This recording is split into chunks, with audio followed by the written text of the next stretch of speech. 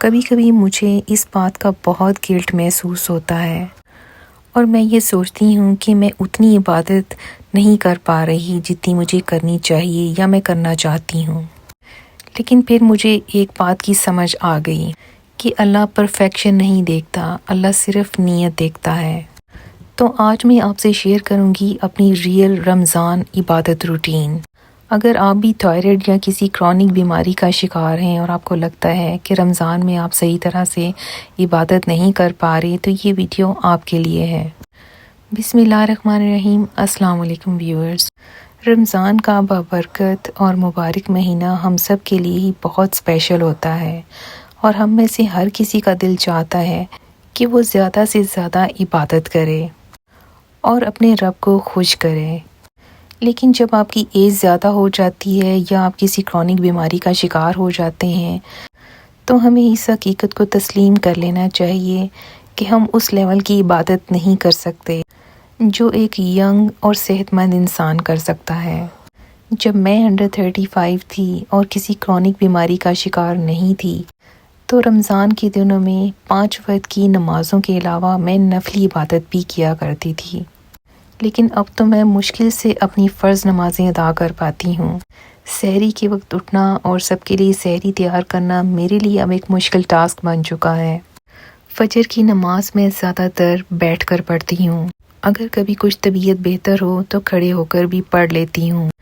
پہلے میں فجر کی نماز سے پہلے آدھا یا پونا گھنٹہ اللہ کا ذکر اور تسبیح کیا کرتی تھی، لیکن اب میں مشکل سے صرف 10 سے 15 منٹ کی تسبیح پڑھتی ہوں اور پھر فجر کی نماز ادا کرتی ہوں اور بس اتنے میں ہی کافی تھک جاتی ہوں۔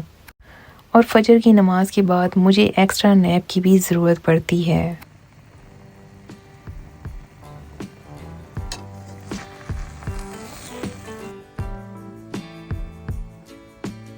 ظہر کی نماز سے پہلے میں کوشش کرتی ہوں کہ قرآن پاک کی تلاوت کر لوں۔ جب کبھی صحت اچھی تھی تو دن میں 3 سے 4 سپارے پڑھ لیا کرتی تھی، لیکن اب تو صرف 1 سے 2 سپارے ہی مشکل سے پڑھے جاتے ہیں۔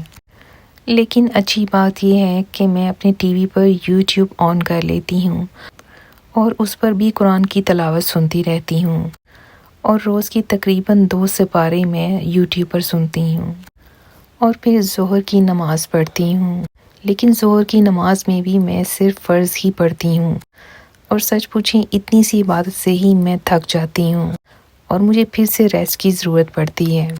کبھی تو میں آرام کرنے کے لیے صوفے پر بیٹھ جاتی ہوں اور کبھی کبھار مجھے پھر سے بیڈ پر لیٹنے کی بھی ضرورت پڑ جاتی ہے۔ عصر کی فرض نماز پڑھنے کے بعد میں افطاری کی تیاری شروع کرتی ہوں، لیکن میں پہلے کی طرح تیز رفتاری سے کام نہیں کر سکتی، اسی لیے میں سلو پیس پہ ہی کام کرتی ہوں۔ کام کرنے کے دوران ہی میں ساتھ ساتھ اللہ کا ذکر کرتی رہتی ہوں یا کبھی کبھار کوئی تسبیح بھی پڑھ لیتی ہوں۔ تھائرائیڈ، فٹیگ اور پین کے ساتھ مجھے تسبیح کرنا زیادہ آسان لگتا ہے، اس لیے آج کل میں تسبیح کو زیادہ پریفر کرتی ہوں۔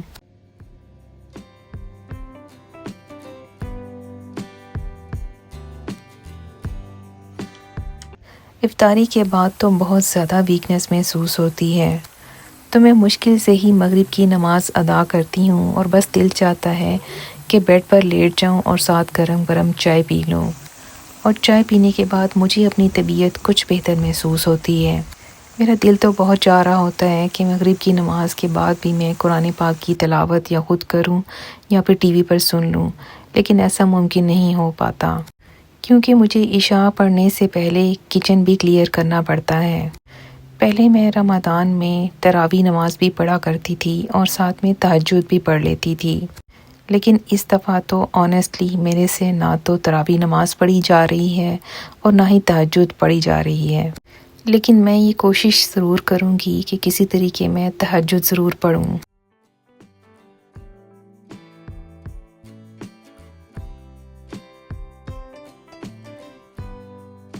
کسی زمانے میں جمعے کا روزہ ہمارے لیے بہت ہی اسپیشل ہوا کرتا تھا، کیونکہ جمعے والے دن ہم خاص عبادتیں کیا کرتے تھے، جن میں سب سے اسپیشل عبادت ہوا کرتی تھی تسبیح نماز اور ساتھ ہی سورہ کہف کی تلاوت۔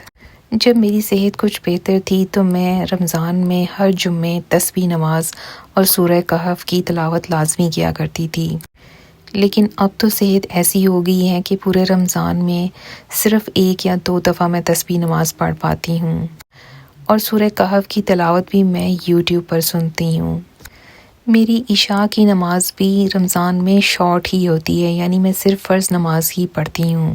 ہاں، اگر میری طبیعت کچھ بہتر ہو اور مجھے اپنے آپ میں کچھ انرجی محسوس ہو رہی ہو تو پھر میں کچھ نوافل بھی پڑھ لیتی ہوں، ورنہ میں صرف فرض نماز پڑھتی ہوں اور ساتھ میں تسبیح وغیرہ کر لیتی ہوں۔ تو ویورز، تھائرائڈ، فٹیگ اور پین کے ساتھ یہ تھی میری رمضان کی عبادت روٹین۔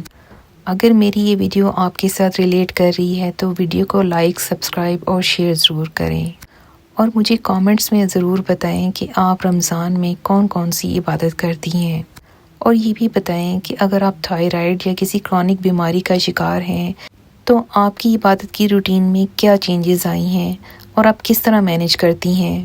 اگر آپ کے پاس کوئی اچھے ٹپس ہوں تو میرے ساتھ ضرور شیئر کریں۔ اگر آپ کو بھی میری طرح کبھی کبھی یہ محسوس ہوتا ہے کہ ہم اتنی عبادت نہیں کر پا رہے جیسے دوسرے کرتے ہیں، تو ایک بات ضرور یاد رکھیں کہ اللہ تعالیٰ کسی بھی جان پر اس کی طاقت سے زیادہ بوجھ نہیں ڈالتا، اس لیے جتنی عبادت آپ آسانی سے کر سکتی ہیں وہی بیسٹ ہے۔ اللہ ہم سب کو صحت اور ہمت دے اور ہمارے لیے آسانیاں کرے، آمین۔ اپنی دعاؤں میں یاد رکھیے گا، تو انشاءاللہ پھر کسی اچھے ٹاپک کے ساتھ دوبارہ ملیں گے۔ اوکے جی، اسٹے ٹیونڈ، اللہ حافظ۔